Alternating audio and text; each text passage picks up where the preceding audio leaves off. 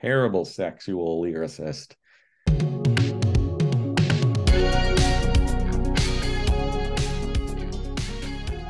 What's up, everybody? Welcome back to Taste Like Music. Jason, Joe, and Crams are here. 1998 week, where we listened to as many records from 1998 as we could. And now we've each made our own top 25 lists. Cram has revealed his, and I have revealed mine. Go back and check those videos out if you haven't seen them yet. But now the big question mark of the week. What ended up in Joe's top 25, a year that he notoriously hates? Well, it's a great question. I didn't even get 25. I only got 5 albums that I like from this year. I just discarded the rest. Now, I got some albums I like. I made it 25 albums over 4 stars. I got the bare minimum of music. I don't think there's a single year, save like I don't know, 1960s, 50s, without at least 25 4-star albums. So even though I still maintain that this is the worst year ever, well, maybe 2020 could challenge it. But as far as like depth, I think this is definitely the worst year of all time. I mean, just all the styles are bad. Nobody's putting out anything good. Like the production is just uniformly awful. It's just the ethos of 1998 sucks. It sucks. I hate it. I hated every minute of this stupid exercise. So let's start. Number 25, an album was way down on my list, but it rose a little bit. And it might just be in comparison with other 98 albums, but I got Dwight Yoakam, A Long Way Home. Um, just in comparison to his stuff, he was getting really outside of the box in the mid 90s with an album like Gone, was practically getting into like alt rock and just like weirder stuff for him. And this was a return to kind of the honky tonk. And maybe it didn't work as well for me during the Dwight Yoakam listography, but in this year, I liked it. I thought it was better than I remembered, and it's bulletproof when Dwight Yoakam and Pete Anderson get together, and the songs are still good, the singing's still good. So I would imagine this one's gonna rise up even more. I just got that like organic, natural country sound. It sounds great in 1998. Number 24, an album, another one that rose for me. I got Mezzanine by Massive Attack. I don't, I went back and forth on this album because it's still difficult for me to really like an album like this with so much like icy, repetitive trip hop. Like, I'm just never gonna like a song like Rising Sun that much. It's just too much, just that sort of for 6 minutes. But I think there's enough on here. Teardrop is amazing. Elizabeth Fraser, of course, on that, and Black Milk in Group 4. I think Horace Andy's singing on Angel, Man Next Door, and Exchange are really good. And the less that 3D and Daddy G are singing or rapping, whatever they do, the better. And they kind of keep it to just a couple tracks. And the icy electronic, I think it's really well done. I think they're very good at it. It's not my wheelhouse. It's not my preferred style, but I think what they do is good enough, and the guest singers and everything make it pretty cool. It's brooding, but the groove kind of sticks with you, even if you don't like love it. Just the atmosphere of it all is pretty great. Number 23, I have CPR by CPR. David Crosby's little side project with his son and Jeff Pivar, and then like Russ Kunkel and Leland Sklar and stuff. It's very adult, like yacht rock, but it's got the Crosby like perfect harmonies across the board. Some really just good songs. Morrison, That House, Somebody Else's Town, just perfectly played. This production is crystal clear, and just the harmonies are incredible. And Pivar's jazzy, complex guitar is really impressive. And it's just it's not like a great album, but the performances and the way it sounds is enough, like just really talented people kind of just throwing together an album. So I like it. Number 22, one that I didn't think I liked, but it turns out in 1998 I do. And it didn't make either of your lists. I thought maybe it would make Crams there because it is extremely well thought of. But I got Car Wheels on a Gravel Road from Lucinda Williams.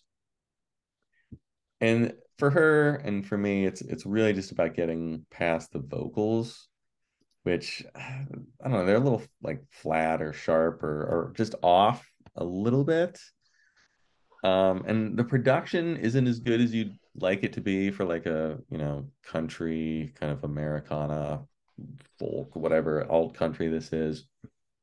It sounds like super 98 and it sounds just not natural enough. Like there's almost like this, it's the 98 sound that kind of creeps in and makes it sound like the acoustic guitars don't sound good.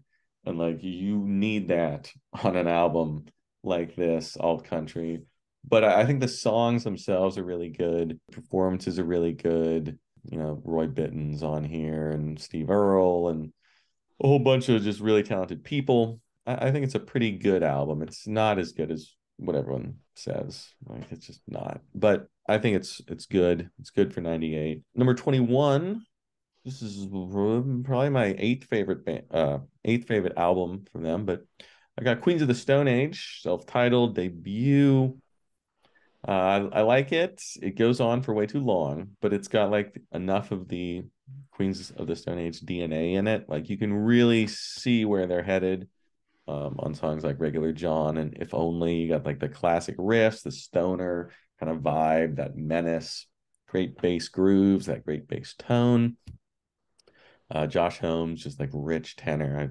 I love everything about the band. I just don't think they're there yet, but it's still good enough for 1998.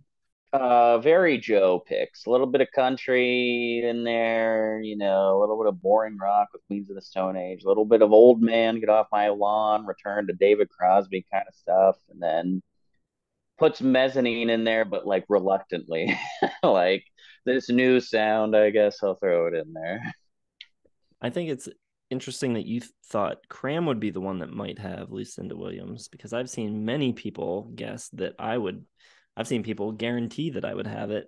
And yeah, I don't know. I kind of feel like you do. I think there's a handful of killer songs on it, but there's also a pretty fair amount of like sort of generic country tunes, and production's not my favorite. So I think Lucinda has several better records than that one. All right, great comments. Let's move on. Number 20, Weird Tales from Golden Smog, which I don't know. I think this is pretty decent for a Jeff Tweedy and others production. It's got Gary Loris, the Jayhawks, Dan Murphy of Soul Asylum, Jody Stevens of Big Star, and I just think this is a fun, like it's got some power pop in it. Like it reminds me a little bit of Big Star. Got plenty of like country rock, Tom Petty, kind of heartland southern stuff. And you kind of got like the weirdness of Wilco sneaking in as well.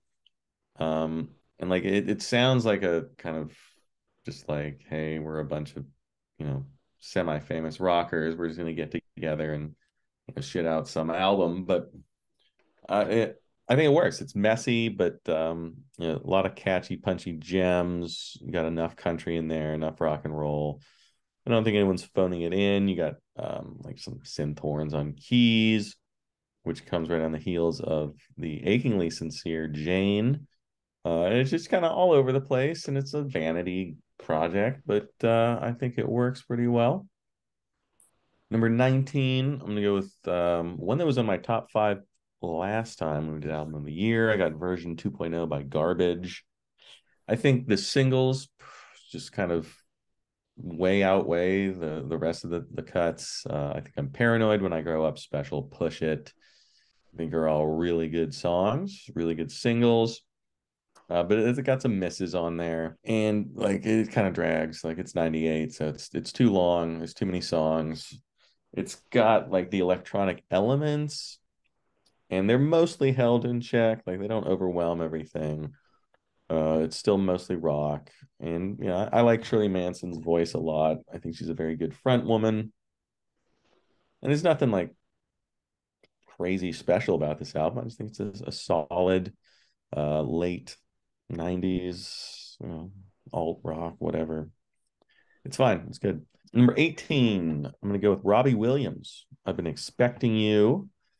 This is a fun one. I like this one. I like him. He's snotty and bratty. It's a pop album, but there's enough like shades of Brit pop in here. Some good guitar solos and some great strings, and it kind of feels like an oasis with the edges smoothed off and a little, he's a little brasher. He's a bad boy. He's a bad boy pop star. He's like the original one who broke off. He was in the boy band Take Five, I think, whatever they're called. Take That. No.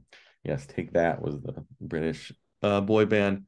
So he's kind of like the original Harry Styles, but the songs themselves are a lot better than I think you think from someone who's in a boy band, and he co-wrote pretty much every one.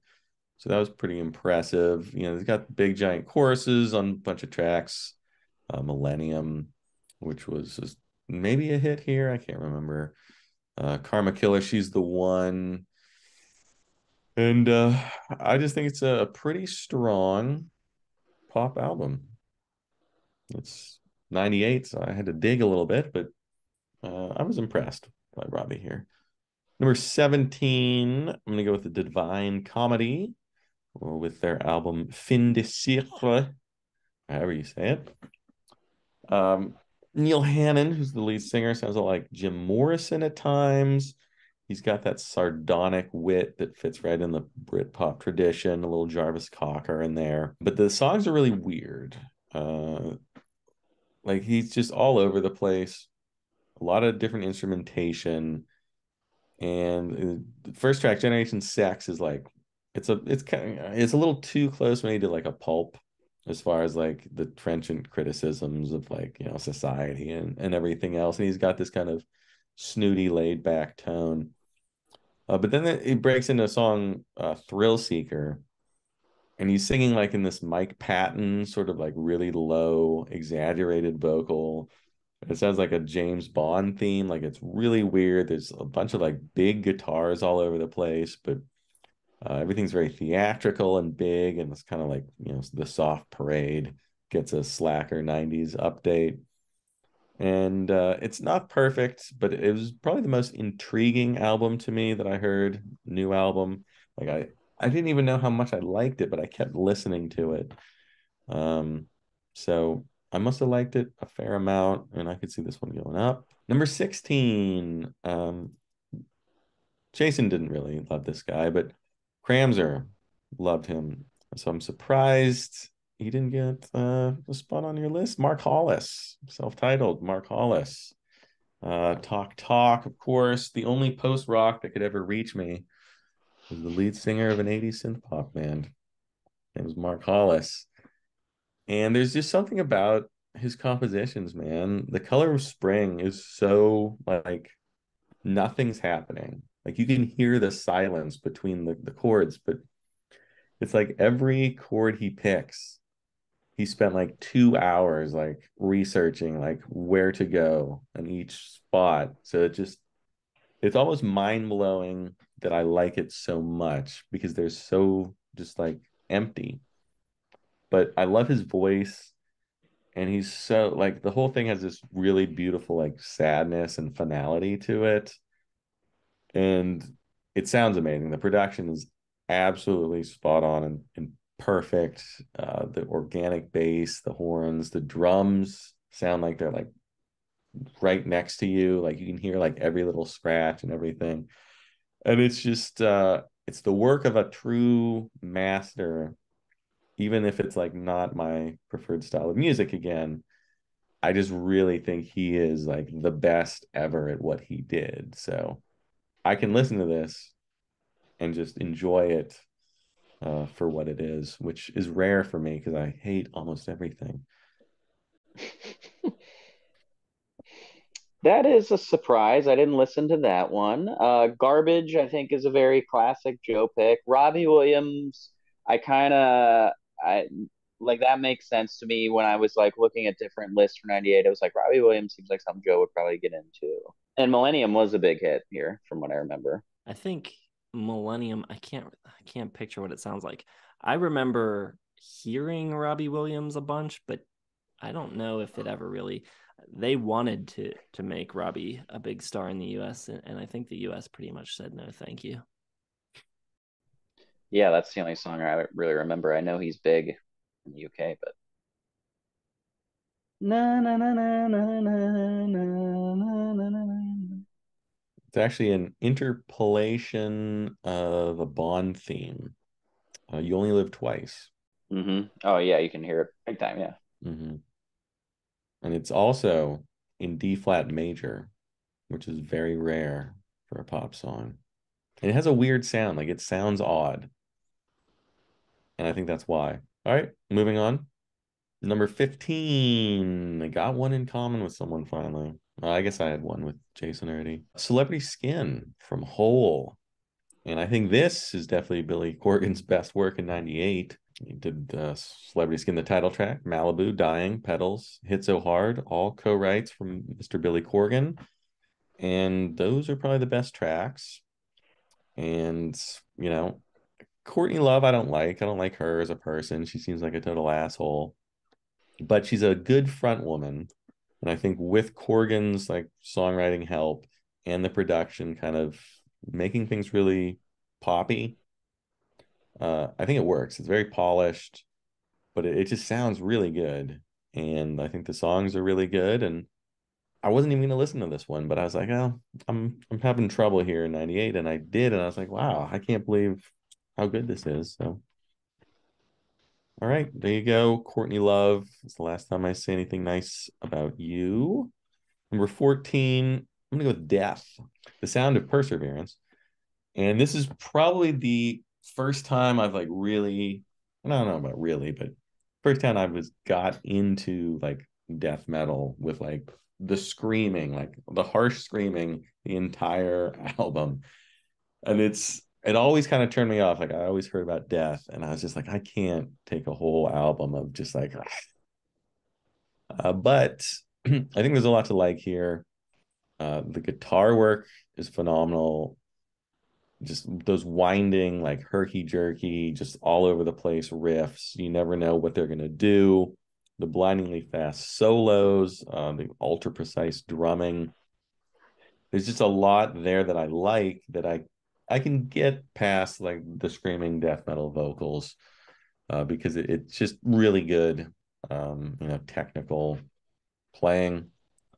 So I was just surprised that I was able to get that one as high on my list, but I just like it. I don't know.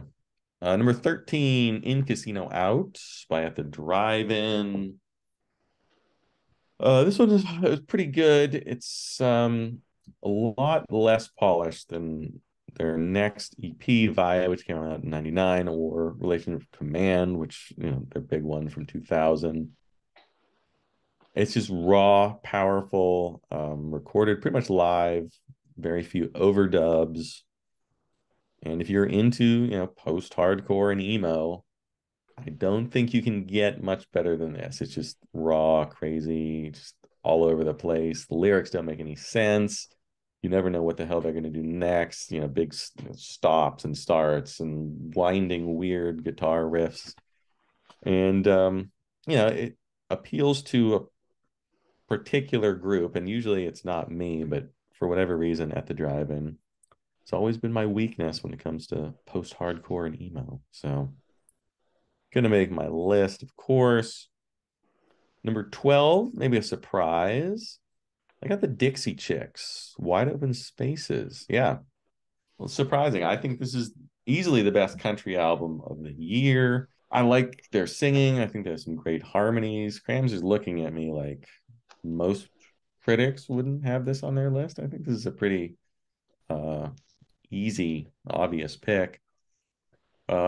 the songs are poppy, but it's not pop country. It's country mixed with bluegrass and honky tonk and folk and western and rock, and it really stays away from most of the cliches of the genre. Got some really good songwriters. They do a song from Bonnie Raitt, they do a Maria McKee, they do a J.D. Souther song. Costas, who did a lot of stuff with Dwight Yoakam, gets a co-write, and I think they just pick really good songs and they play them really well. And I love the sound of country. So when you have the Hammond organs and the banjos and the dobro and the fiddle and the mandolin and all this stuff, they play it really well and it's produced really well. It's a home run in my ears. So I wasn't. It was another one I wasn't really going to listen to because I just figured, okay, Dixie Chicks, whatever. But surprised at how good it was. And number 11, I'm going to go with Little Prince because every list should have Prince on it. Crystal Ball, if you're into 3 CDs worth of material, it's only 149 minutes long.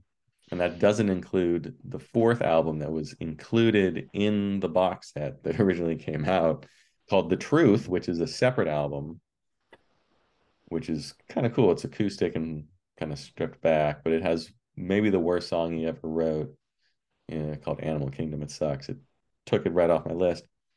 Crystal Ball, though, is basically just unreleased stuff from every 1983, I think, is the earliest one.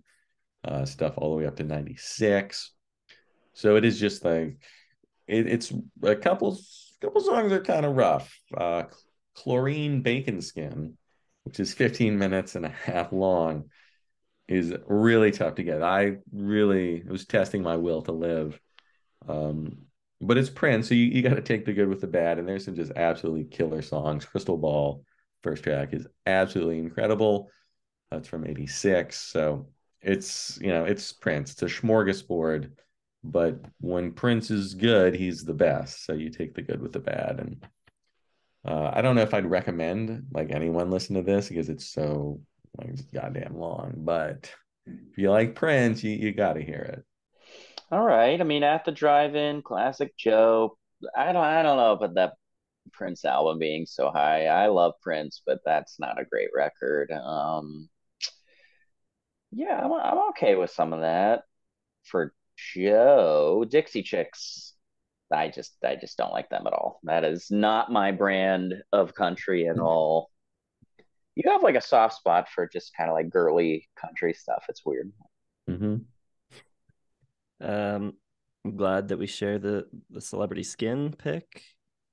And I forgot to mention earlier, it's interesting how far the garbage record fell for you. Is that because you're not feeling it as much, or you found a bunch of other stuff? I mean, 98, it was a precarious position in my top 5 to begin with. And I listened to it and I liked it again for this exercise. And I just never went back to it. I was just like, I can listen to the hits from that album and be fine with it and not need to listen to the rest of it. So it's a pretty small spread between my, 10 to 25. So it fell, but it didn't really drop in my eyes. It's just sort of, I don't know. I found more interesting things to listen to, I guess. That At the Drive-In record was probably the lowest rated of anything you've got on your list so far for me. I went a star and a half. Anti Jason Core, 100%. Okay, number 10, System of a Down. System of a Down. And this was in my top 5 previously, and I still think it's good. It's just I mean, it's completely batshit, just weird. And I think that's what makes them better than like their contemporaries in the new metal scene, the Corns and the Orgies and the Static X's and the Gods, whoever else they're compared with.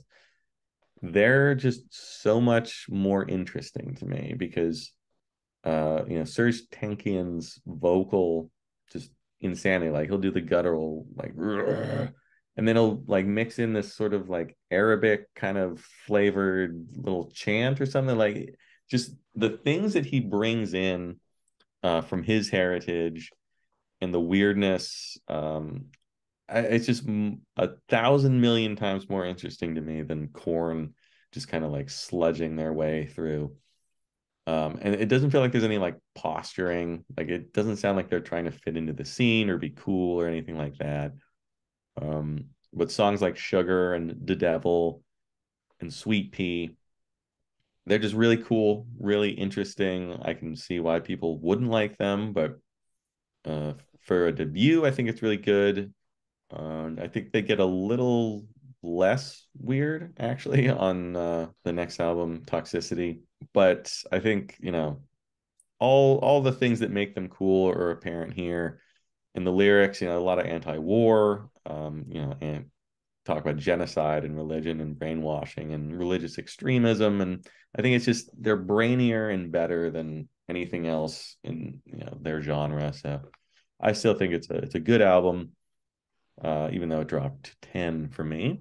Number 9, Yield, another one that dropped. And to me, this is just Pearl Jam outside of like their imperial phase, where they were, the kings of the rock world, 10 and Versus and Vitalogy. And this is sort of like their dad rock, like kind of dinosaur. We're gonna mix in some, Faithful and Give to Fly and Wishlist in Hiding. It just feels a little safe and a little like too mainstream. And I guess it's just not my preferred. I really like Brain of J and Do the Evolution. I love when they get like weird and raw and punky. And it's not enough of that to make me love this album. I still think it's a good album because Pearl Jam doesn't really do bad albums, but I don't know. It just feels a little one note and a little kind of like the album cover. It's just sort of like a long straight road, and there's not enough detours for me. Number 8, the big surprise of the week for me anyway. I'm going with a little. You may have heard of her, Sheryl Crow, the Globe Sessions. And I've always just disliked her. I've had a simmering bias because of Picture, that stupid Kid Rock duet. But it's always colored like everything. It's one I was like, I don't need to listen to Sheryl Crow. I know what she's about. And I did, and I was like, damn, I shouldn't judge people before I listen to their stuff. I always do that.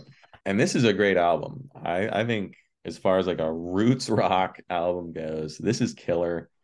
I think her performance is a bit of a revelation for me.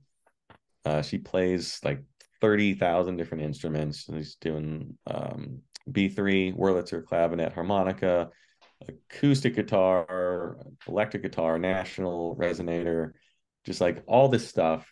And it sounds great. I think the production's excellent. The songwriting is a lot more interesting than I would have imagined from like her hits, which are I've always been fine with her hits, but she does some really cool stuff on It Don't Hurt, which has a really cool like screaming guitar solo at the end, and Am I Getting Through parts 1 and 2.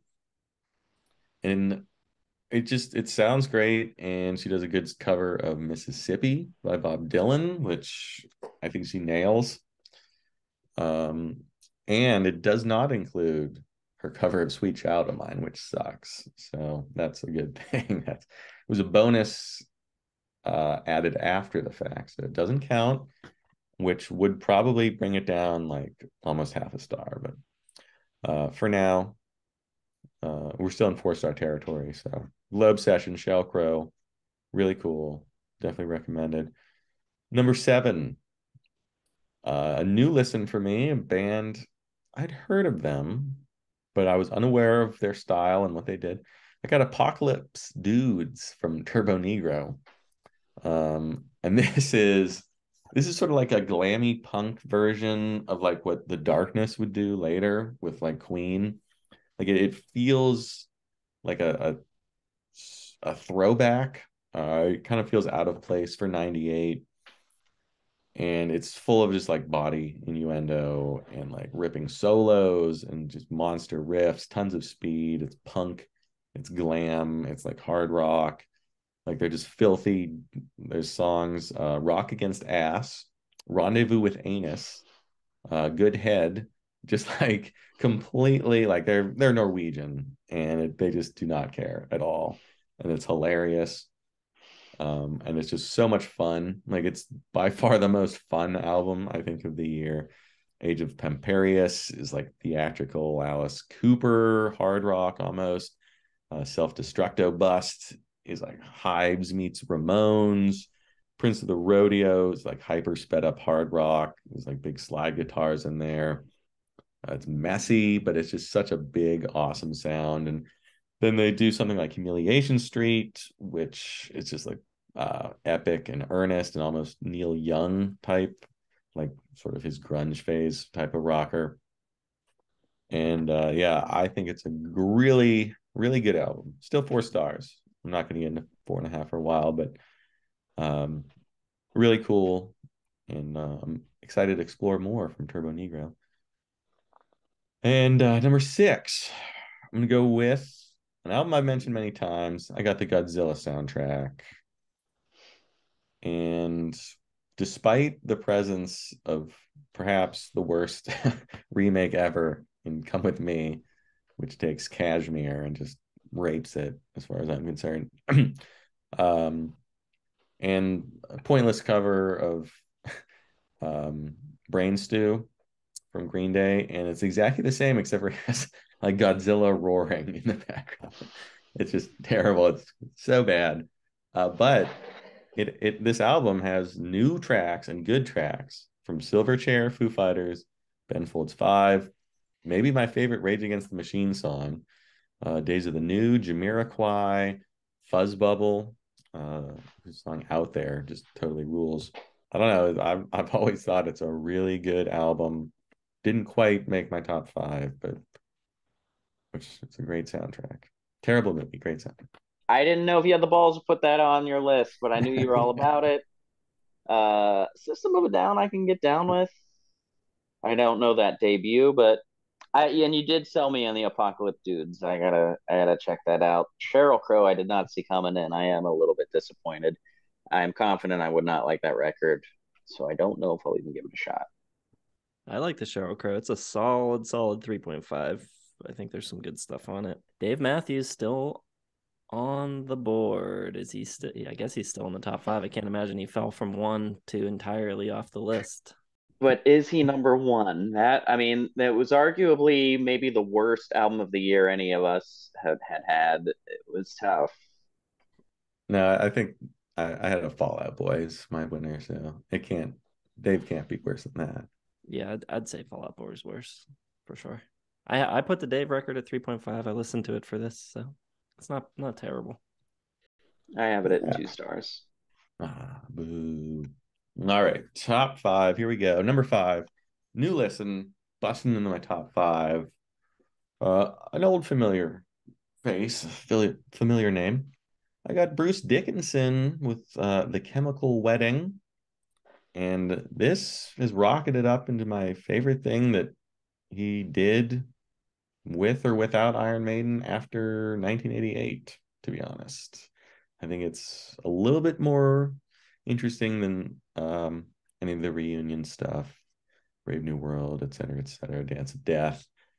It's Bruce in full throated glory, operatic, beguiling, foreboding, joined by Adrian Murray from Iron Maiden and Roy Z, and just killer guitar solos all over the place. It's full of classic metal tropes, fantastical lyrics, and wizards and demons and all that good crap that I want from a metal album. Passion though is there, the energy, and I just think the songs are just better.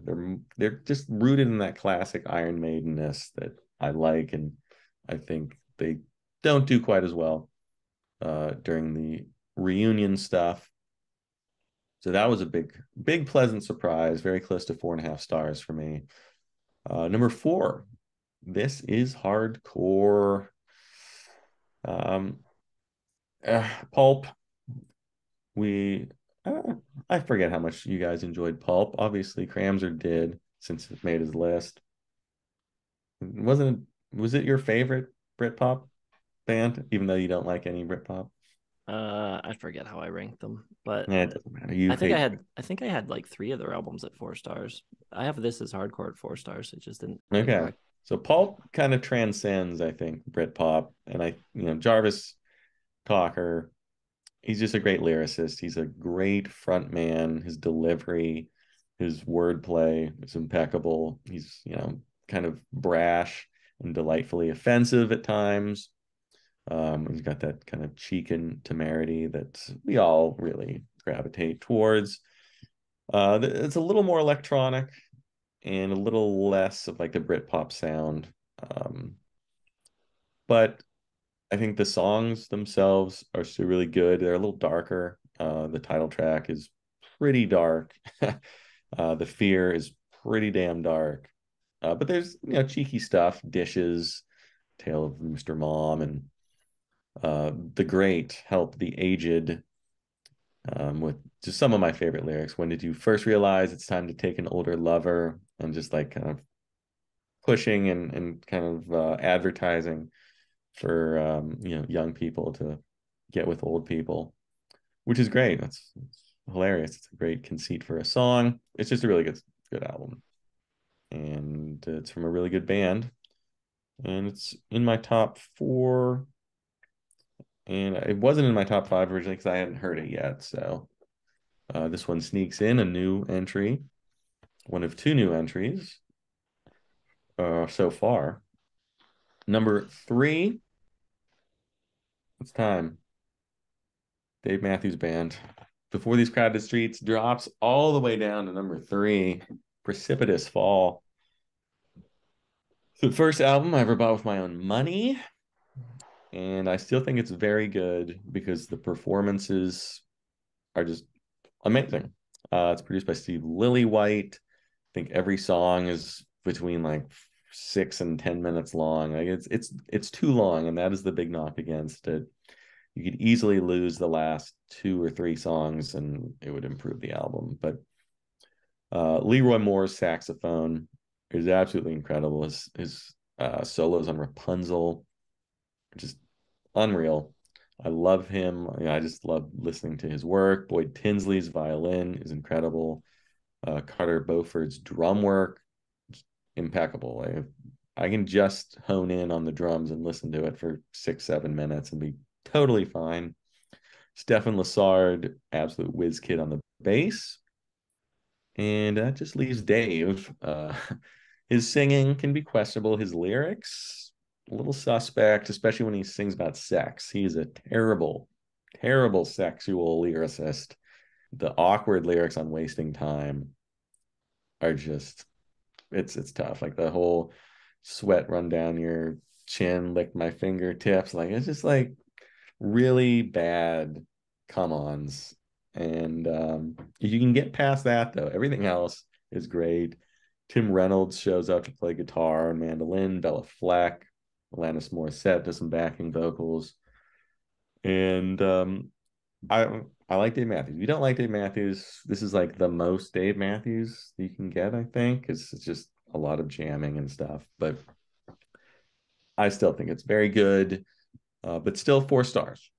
Not quite 4.5, as it was an album of the year. So we got 2 new entries for my top 2. Yes, well, that maybe not yet though.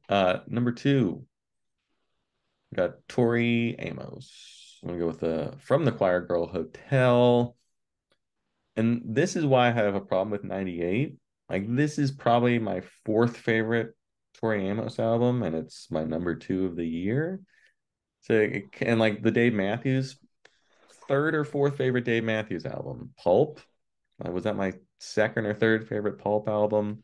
Like all of these albums are down the list. Like you compare Bruce Dickinson's Chemical Wedding to classic Iron Maiden, it would be like 9th favorite. Yields about like 4th or 5th favorite Pearl Jam. Like just all these albums are not my favorites from the artist. So it's hard for me to be like, oh yeah, I love this album. It's the best of 98. Well, 98 sucks. But back to Tori, I think it's a very good album from the Choir Girl Hotel. Full, rock band on this, less of the stripped back piano driven singer songwriter vibes, more full out rock, and a little bit of electronic elements show up. But I think some of the most organic songwriting she's had, Jackie's Strength, I think it's just one of the best songs, one of her best songs. You can see the huge influence on somebody like Lana Del Rey. Playboy Mommy, Northern Lad, I think are really good, sweet songs. Got the Dancy Raspberry Swirl. You got Spark, which is just super emotional and intense. She's Your Cocaine, just big rocker, great digs at Courtney Love and Trent Reznor. She's sometimes sweet, sometimes shocking. And it's, if you don't like Tori Amos, like Jason, you're not going to like this one any better. But I think it's a good change up and introduces enough interesting elements into her sound to make it really good, make it worthwhile. 4.5 stars for me for Tori. Number one, though, EXO, Elliott. And this kind of just comes down to Elliott Smith being the best. And this album, Jason already said like Technicolor, and yeah, it's like the difference between this and Either Or is like when Dorothy lands in Oz and everything just turns to color. Like the way he integrates all of the new instruments into his sound and the arrangement. I mean, compared to everyone else, like in the indie rock sphere, I feel like he was like Brian Wilson and everybody else was just whoever. Like he was just so much better at writing and arranging and working in all these sounds, and the ability to create beauty out of darkness and desolation, just unmatched. I think he's just way better than everyone else, all of his peers. His acoustic guitar playing was already amazing, doubles it, and then brings in, the strings and the organ and the electric piano, melodica and mandolin, electric guitar. The arrangements are perfect, and he's better. He's better than everyone else. And that's why EXO is my favorite album of 98. Now a 2-time winner, since I also think his 2000 album, Figure Eight, also the best of that year. So Elliott Smith, untouchable, 98 to his death. Yeah, I think I kind of saw that coming. I was like, there's no way he keeps Math DMB there, and it should be Elliott. Tori Amos, yeah, I knew you liked Tori Amos a lot. Didn't know that much, but pretty good top five. So we ended up with four. You ended up with four in common with me, four in common with Cram, and we had, as predicted, Yield and EXO, the only two that all three of us had. What were the 2 and 82? Signals and Thriller. Mm. It's an interesting list from Joe. I think I suspect as time goes on, certain records that are floating around in your 10 to 20 range are gonna rise up and perhaps overtake some of these things that have been hanging around in your top favorites for a long time. I had a shit ton of 3.5 stars. Like just everything was hitting 3.5 for me. So there could be a lot of play in there. We'll see. I don't know. I might never listen to another album from 98 again though, so we'll see. Joe's right. Like I don't think anyone's best album is from 1998. Like it's weird. Maybe the Pumpkins, if we ever, we'll be doing in a few months. We'll be doing that. All right. So let us know what you think of Joe's list, what you think of all three of our lists now that they are all out. Check them out if you haven't seen them yet. Hit the like button, subscribe, hit the bell for notifications. Facebook, Twitter, Instagram, website, merch, and Patreon are in the video description, and keep an eye on the channel for our top 25 favorite songs of 1998, as those will be dropping either after all of these videos or in between. Not sure yet. So thanks for watching. We'll see you in the next one.